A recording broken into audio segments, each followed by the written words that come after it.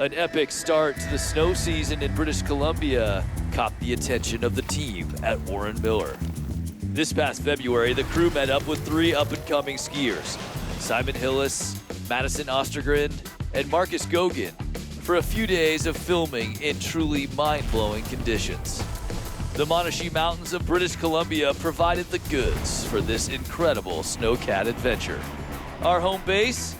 Mustang Powder, one of the most reliable places on the planet for chin-deep powder. It's epic. And the perfect spot for these talented skiers to showcase their freeriding skills. Mustang Powder Cats give the people what they want, 60 centis overnight. Filming with Warren Miller, it's pretty crazy. Drop in 5, 4, 3, 2, 1. Oh my. Yeah, dude.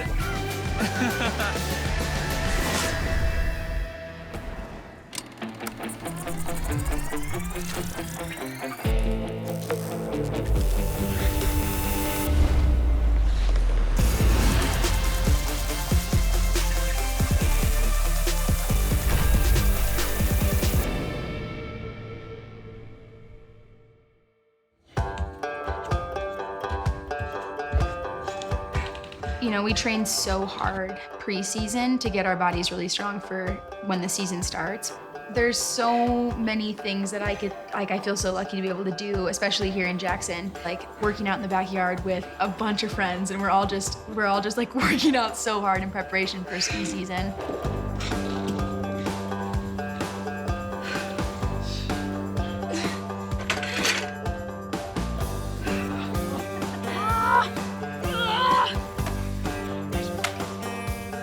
Do a lot of like recovery sessions and physical therapy at the medicine wheel. And then there's this whole mental side where you want to have this long season. You want to be able to ski hard in the spring, especially if you have objectives and goals. Part of that, as I'm getting older, I'm realizing that like I can't just huck myself, and especially in the beginning of the season, because my body just doesn't recover as quickly. So it's been even more important to really take care of my body throughout the season. Like this year, I suffered 2 back-to-back concussions, which I felt kind of embarrassed about. Most of me wants to just like give 120% to what I'm doing. Like I love doing that. But then there's this other part that's like, okay, like, do you want a long career? And that balance is really hard. Depending on how hard you're skiing and how hard you're going, like it happens. It's happened to me the last like 3 seasons, whether it's minor or this one being like pretty big. And so it felt like I had taken so many steps back when I had that concussion. And so that felt really weird and frustrating. But then I got cleared by my concussion specialist, and she said I could go ski. I was like, okay, I can do this. I can perform, I can ski pow. I just won't be able to hit the cliffs. Welcome to the rental car. We just got word that the road to Revelstoke is closing. I think probably for avalanche control. So the Mustang Lodge, where we're going, has asked us to hurry up and get our asses up there. So that's what we're doing. You getting excited? So excited. We found the powder. Yes, we did. Have you been up here before? No, I've never been here before. Okay. Exciting. Right on. It's good up there too.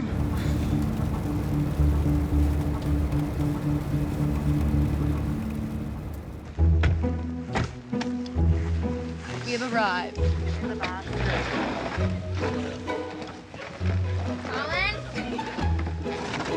Looking forward. Yeah, dude. Here at Mustang. Warren Miller crew. Heard they got 20 overnight. Should be pretty sick. Teamwork makes the dream work.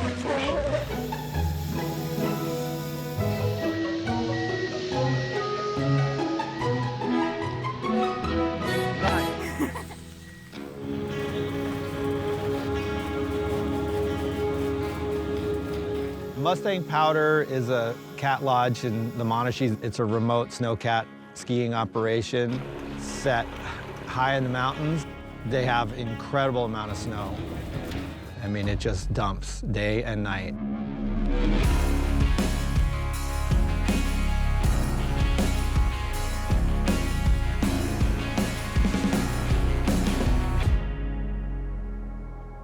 We've been working with Simon and Marcus and Madison here at Mustang, and within that is a very dynamic group. They all contribute something to the party. Well, as a teenager, right now I'm getting paid a bit for skiing, but obviously not paying the bills, so I'm gonna need to start working somewhere else. Maybe like bussing tables or something, because I just bought a truck and I'm like pretty broke. Here's a kid who graduated high school early so that he could spend the winter skiing.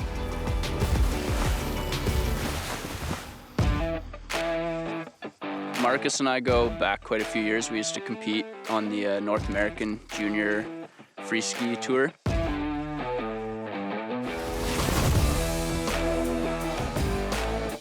We're kind of rivals, battling it out at all the events, and it's been awesome to get to shred with him. We haven't really been able to shred in that more friendship vibe. Simon, I had filmed with when he was 15 and just knew this kid had an incredible natural talent. Now I think he's 20, but just as progressive. Skiing comes quite easy for him, you know?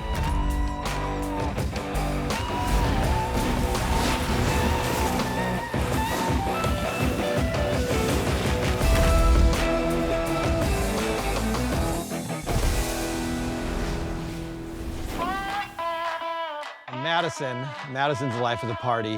All right. Here we go, baby.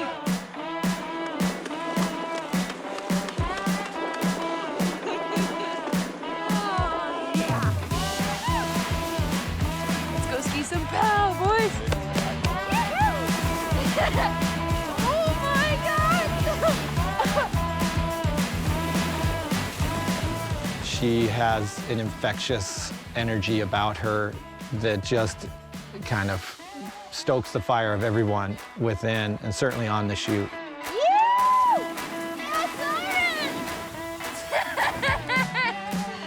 Sick, dude!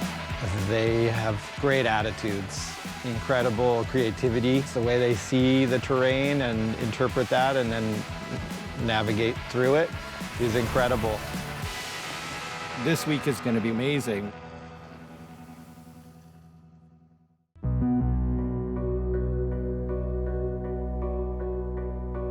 A little update here. We're gonna do some avalanche drills, some beacon drills before heading out. It snowed 60 cms in the last 36 hours. It's looking good, though. It's looking really good. We're in for a treat.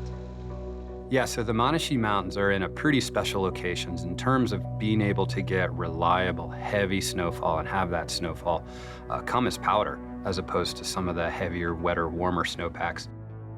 My name's Dave Kotchis. I'm a hydrometeorologist at the National Center for Atmospheric Research. A hydrometeorologist studies weather systems and how they create precipitation and govern the water cycle, and also what happens to all that precipitation once it hits the ground. The Monashees just sit right on that western mountain front of the Canadian Rockies and really are first in line. They've got the front row seat to all that Pacific moisture coming in and getting lifted over the Canadian Rockies. And because they're in the interior and you're already at a fairly high northern latitude, you start to get those cold temperatures very early with the longer nights. It really leads to these perfect ingredients for really extreme, cold, dry, heavy snowfall. Mustang Powder Cats give the people what they want, 60 centis overnight. What are we looking at stability-wise today? Not great. So they had about a week dry, hoarfrost growing on the surface, and then a bunch of snow on top of that. So it's not a recipe for safety. My relationship with the mountains has always been pretty good, but you always want to respect the mountains and not get too comfortable. They can definitely change your life pretty quick in good and bad ways.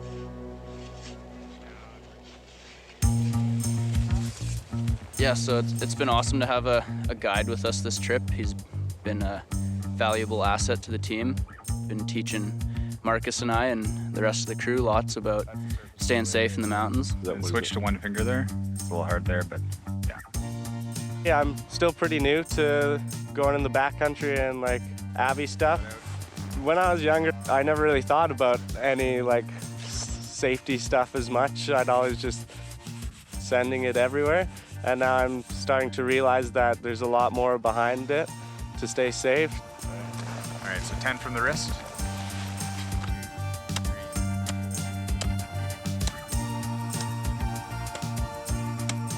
Trust when you're in the backcountry feels extra important because you're in terrain that maybe you've never been before, or terrain that's not managed by ski patrol or in the resort. And so when you're in the backcountry, you really have to trust yourself, you have to trust your partners, you have to trust your equipment.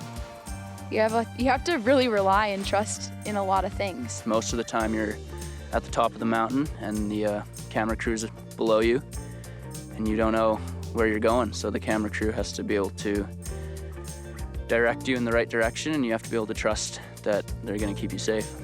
Okay, so if I air and kind of brush my shoulders on the branches, I'll be good fall line from that. Yeah, and you want to make it so you land past the tree. So that's why you have these partners in the mountains that kind of all root for each other and be stoked for each other, but also be there when something goes wrong. Yeah!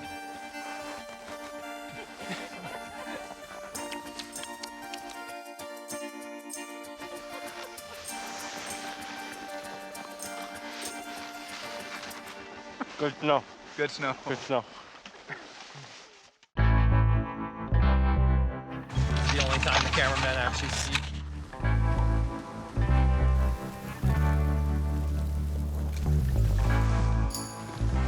You got a blow on it, Colin? The still photographer. Try to hug, along those trees. You know what's good is it's not too deep. Sometimes it's too deep and you can't see them at all. I kind of wanted to show the side of it that, they are professionals and they're working to be professionals, and that there's so much more to it than just skiing. Yeah, we're out here making a movie, and you have to kind of know how to kind of do both things. Be an athlete, be a skier, but also be able to perform for the camera so that it, shows up on the big screen. And sometimes it's hard, sometimes you screw it up. Oh, God, that's a hard question. Let's redo that. Soup of awesomeness. Soup? What was I thinking? Soup? We've just found this polar bear.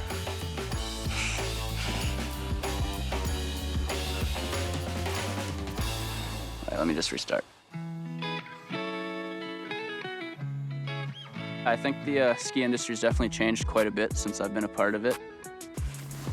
It's moving towards individual athletes kind of being more in the power of the creative aspect of it. We're rolling. All right, ready? Ready. Oh, see ya. A lot more athletes are taking on their own kind of short format projects. Instagram, TikTok, all those platforms are blowing up. And the last couple seasons, I've been filming my own project, kind of wearing a few different hats as an athlete and kind of directing the project, as well as being behind the camera for some of it and being in the editing room a lot. It feels as though that's a full responsibility as a professional skier. That is part of your job. You are doing the movies, you're shooting for the magazines, but also you're curating all this stuff for your platform, and then someone's asking you to take over their Instagram and you're posting all this stuff, and by the end of it you're like, wow, you're really doing a lot.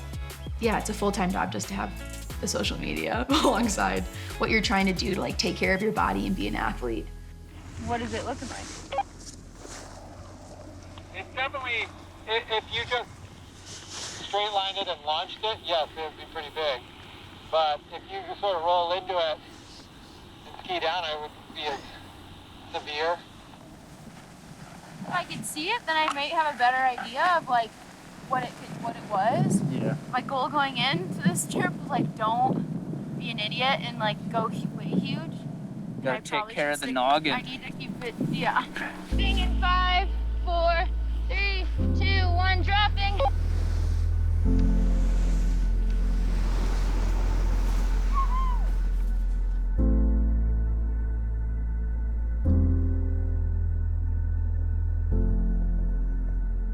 For whatever reason, I think through college, I like had a lot of negative self-talk, whether that was addictive habits and eating disorder habits, not fueling myself with enough food to make it through, and really focused on how my body looked for other people. And I wasn't really focusing on how my body felt, and I ran away from that. I got injured numerous times. I got to a point where I couldn't even walk. Sometimes we hang on to these things that people tell us that we are, whether that's you're an Instagram skier, or you're a slut, or you look fat, or these things that we are told maybe even one time by maybe negative people in our life. And sometimes we're in a place that's so low that we believe it about ourselves. And when we believe it about ourselves, that's when you kind of end up being what other people tell you that you are. I was so tired of hiding and like holding in these things that I hadn't told anyone. Like it felt so heavy. I felt like I was so alone, and it got kind of unbearable, and I had to just come to a point where I was like, I just need help. And luckily I had quite a few friends, and Jackson was kind of this place that I could come to that like I could start new, and it just felt like this chapter that I was like, okay, I'm ready to do it. Like I'm ready just to be clean. Like I just want to be clean. I just want to be accepted for who I am, and I need to go back to who I had been without these other like distractions and things in my life that had kind of taken me off track a bit and kind of recenter myself. But this was like probably the hardest journey of all. Like you do these insane like physical, endeavors and these things that you do, but like the mental side of it for me has been the hardest journey. 1, 2, 1, 2, 3, 4.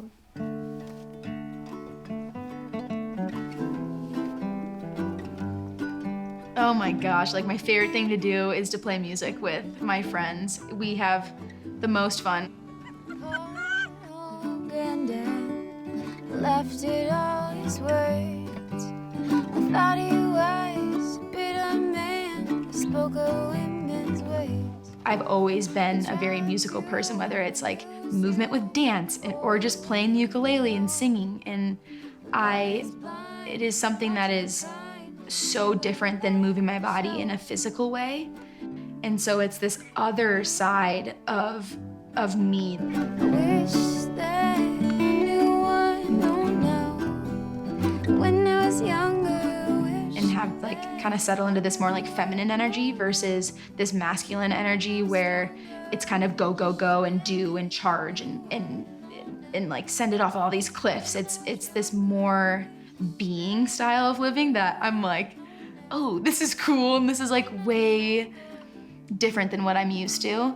And I feel like it has created so much more depth in my life.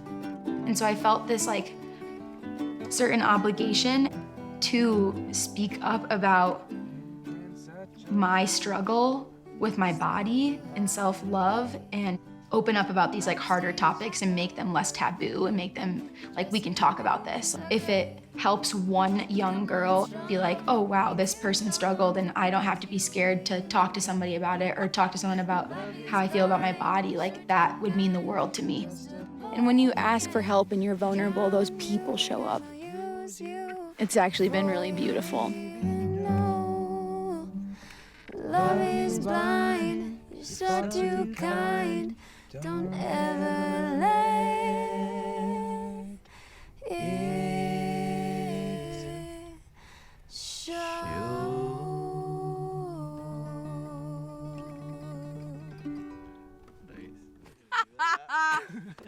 Yeah! That was so fun!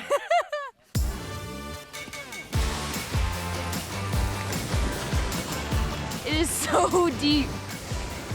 It's so good. I'm like out of breath. There's so much snow just hitting my face. I'm like choking. I can barely breathe. Just one, in again, boom, hit again. Just watching the creativity within the skiers, they would see stuff no one could see.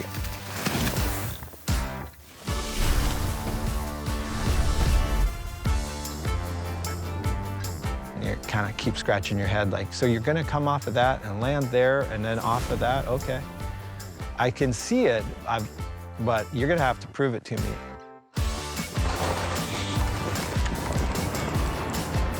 There's a lot of highlights, but one of them has to be Marcus. He's stationed up on this like insane pillow that was like so high in the sky, and it was kind of this Hollywood line because you could see it from the lodge. And he's like way up there, and we're like, how big is he gonna go? Like, we're like, oh, I think he'll just like air it kind of nicely, but we hear over the radio, he's like, all right, I'm ready, I'm about to drop. And we're like, okay. Simon and I are just like looking up, waiting for Marcus to come down. And all of a sudden, he just like comes in with so much more speed than any of us could have imagined and goes so big. Like I've never seen someone go so big in my life. He had to have like done a 360, 100 feet, I swear. So big, and then just like bomb holes, and we're all like, and then he like just picks his head up, he's like, I'm good, and we're like, okay, let's go. Oh my. Yeah, dude. That was so clean. That's sick. Yeah, dude. I think something special when you're on a trip is that you just get to know people in a very like intimate way. I wouldn't normally go ski with 16, 17, 18-year-old boys, but like I did, and it was one of the highlights of my season. So I think they taught me a lot when I was there, actually more than I was teaching them.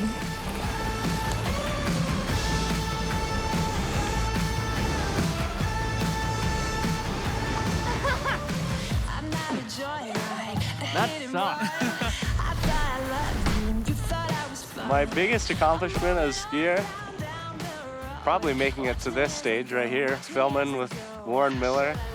It's pretty crazy. I never thought I'd make it to this stage of my career at this age.